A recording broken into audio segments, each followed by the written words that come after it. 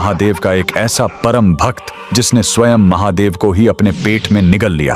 और क्या आप जानते हैं कि आगे चलकर इसी असुर का मस्तक भगवान गणेश के धड़ से जोड़ा गया था?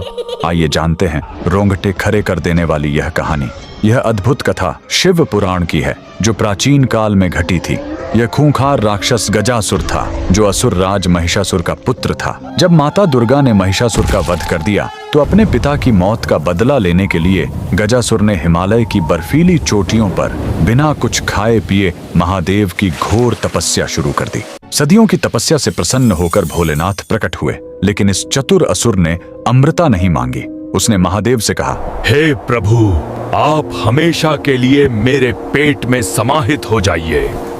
महादेव तो ठहरे भोलेनाथ। उन्होंने तथास्तु कहा और उसके पेट के अंदर चले गए। महादेव के जाते ही पूरे संसार में अंधकार छा गया। माता पार्वती अत्यंत दुखी और व्याकुल रहने लगी। तब उन्होंने सृष्टि के पालनहार भगवान श्री हरि विष्णु से मदद मांगी।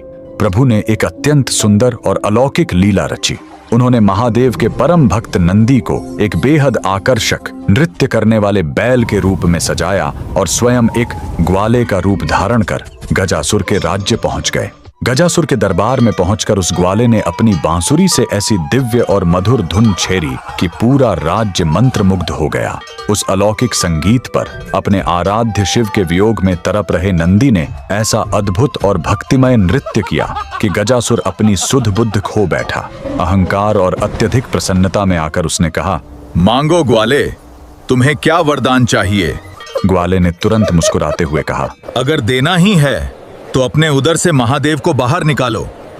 यह सुनते ही गजासुर के होश उड़ गए। वह समझ गया कि यह कोई साधारण ग्वाला नहीं बल्कि साक्षात श्री हरि विष्णु है। अपना अंत निश्चित जानकर भी उसने अपने वचन की लाज रखी और अपना पेट चीरकर महादेव को बाहर निकाल दिया। अपने प्राण त्यागते हुए गजासुर की इस अनन्य भक्ति और वचनबद्धता को देखकर महादेव अत्यंत प्रसन्न हुए।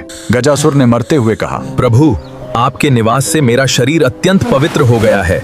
कृपया मेरे शरीर के चर्म को वस्त्र के रूप में धारण कर लें और मेरे मस्तक को प्रथम पूज्य होने का वरदान दें।